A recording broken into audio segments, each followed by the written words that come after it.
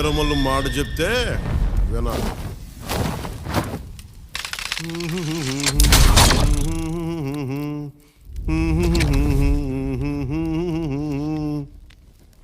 అబనా సుబనా